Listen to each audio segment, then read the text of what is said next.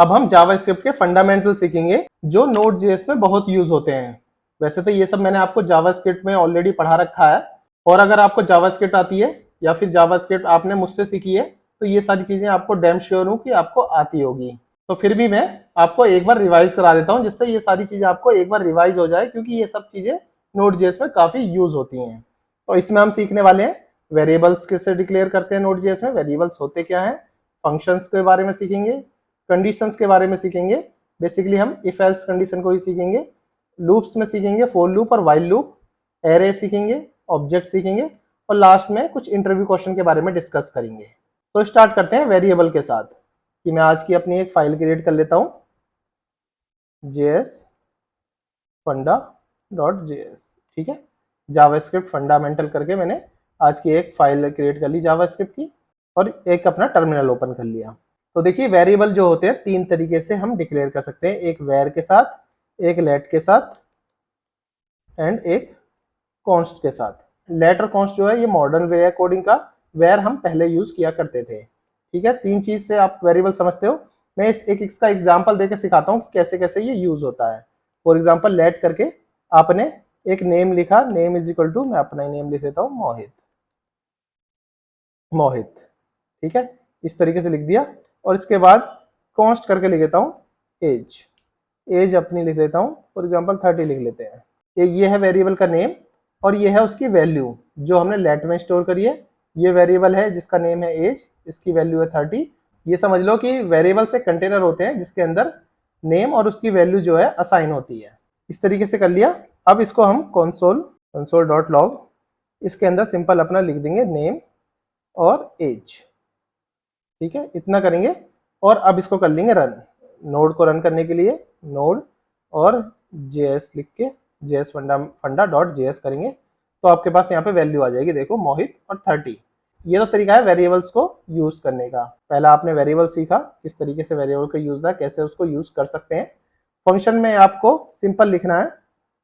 पहले तो मैं बता देता हूँ फंक्शन होते क्या है। फंक्शन हेल्प करता है आपको रीयूजेबल कोड लिखने के लिए, कि एक बार आप फंक्शन में जो भी कोड लिखोगे उसको आप कहीं भी रीयूज कर सकते हो अदर फाइल्स के साथ भी। इसलिए ज़्यादातर हम फंक्शन बनाते हैं। और फंक्शन दो तरीके से होते हैं, एक नॉर्मल फंक्शन जो डिक्लेरेशन के थ्रू होता है, और एक होता है एरो फंक्शन। तो ठीक है, मैं दोनों तरीके के फंक्शन को आपको एग्जाम्पल से समझाता हूँ, जिससे आपको फंक्शन को एक बार फिर से रिवाइज हो जाएगा। तो नॉर्मल फंक्शन कैसे बनता है, फंक्शन ग्रीट ही लिख लेते हैं, फंक्शन ग्रीट। इसके अंदर फंक्शन के अंदर हमें रिटर्न करके लिखना होता है,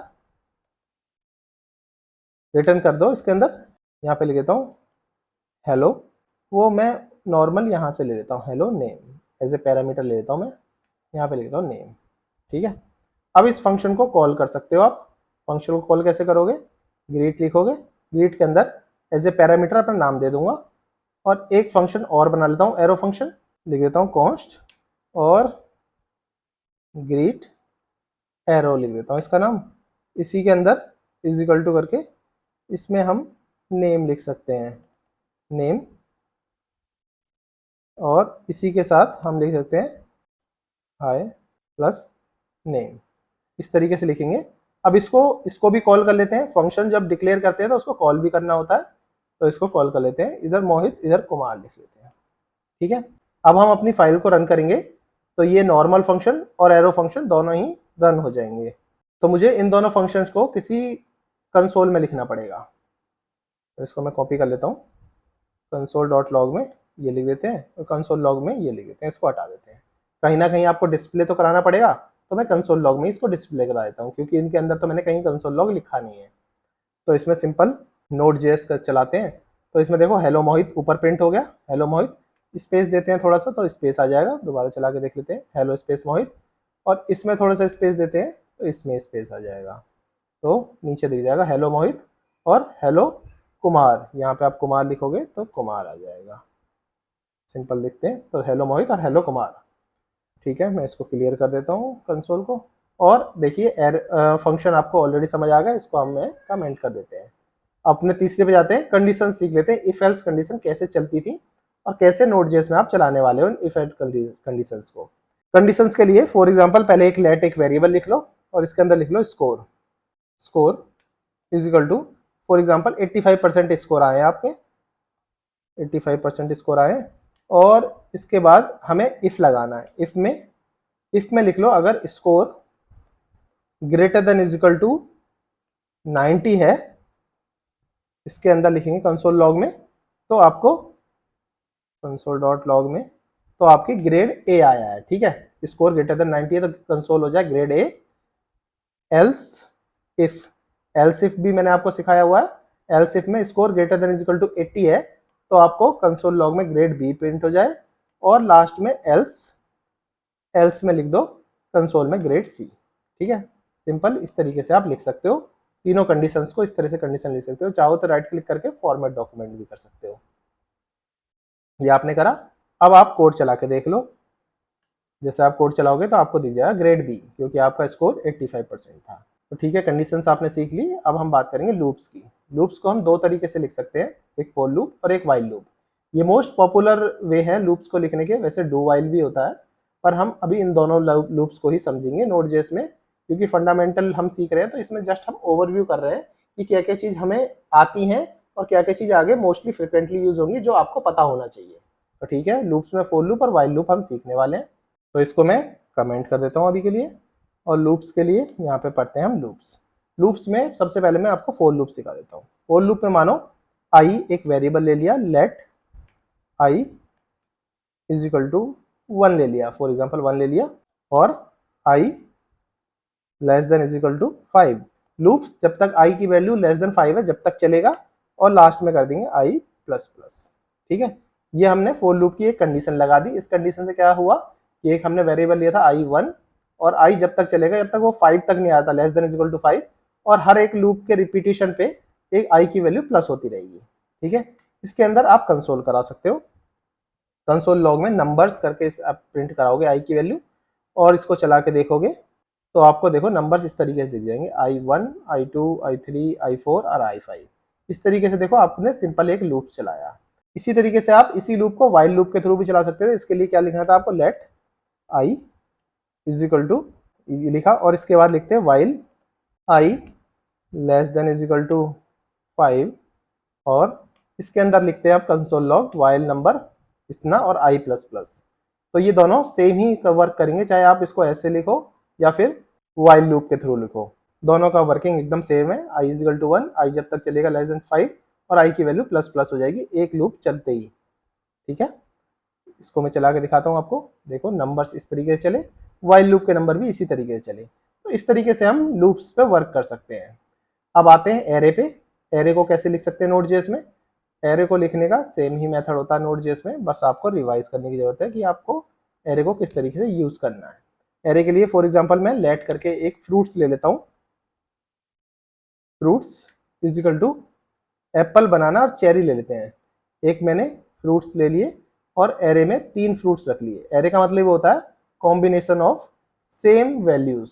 एरे के अंदर आपको कुछ एरे देखना है तो कैसे देखोगे, कंसोल लॉग करो, फ्रूट्स 0 करोगे तो पहला फ्रूट्स दिख जाएगा, और फ्रूट्स डॉट लेंथ करोगे तो फ्रूट्स की लेंथ दिख जाएगी। आप इसको चला के देखो, पहले मैं इसको क्लियर कर देता हूँ।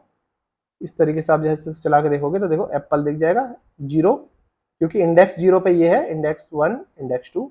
इस हिसाब से आप इंडेक्स 1 लिखोगे तो आपको बनाना दिख जाएगा, लेंथ इसकी सेम रहेगी 3। इसको मैं चला के दिखाऊंगा तो सेम लेंथ इसकी होगी। आप चाहोगे तो एरे के अंदर कुछ भी पुश भी कर सकते हैं। एरे डॉट पुश करोगे, मैंगो लिखोगे तो एक एलिमेंट ऐड हो जाएगा। इस तरीके से चला के देखोगे तो देखो अभी ये इतना आ गया। अभी इस एरे को हम एक डिस्प्ले और करा लेते हैं, कंसोल लॉग से फ्रूट्स हमने प्रिंट और करा लेते हैं। तो इस तरीके से देखो मैंगो ऐड हो गया लास्ट में। ठीक है, इस तरीके से आप एरेस पे भी वर्क कर सकते हो। एरेस को आप ध्यान से पढ़ लेना, एक बार रिवाइज कर लेना। एरे बहुत बड़ा टॉपिक है, इसलिए आपको एरे आना चाहिए। ठीक है, एरे आपने कर दिया। एरे में एक चीज और मुझे बता देता हूँ, एरे में आप लूप्स भी चला सकते हो। फोर ईच के साथ भी लूप चला सकते हो, बेसिकली फोर लूप के साथ भी लूप चला सकते हो। जैसे 4 लिखोगे आप, 4 के बाद लिखोगे let a is equal to 0, और a less than is equal to fruit की लेंथ हम निकालना चाहते हैं, फ्रूट की लेंथ के हिसाब से, और ए प्लस प्लस कर देंगे तो फ्रूट्स यहाँ से आपको एक्सेस कर पाओगे। अब देखो फ्रूट्स में आप ए डालेंगे तो इस तरीके से एक्सेस हो पाएगा। पहले एप्पल आएगा, फिर बनाना, फिर चेरी, फिर मैंगो। अब देखते हैं, जैसे मैं चलाता हूँ तो देखो इस तरीके से आ जाएगा, फ्रूट्स एप्पल, बनाना, चेरी, मैंगो।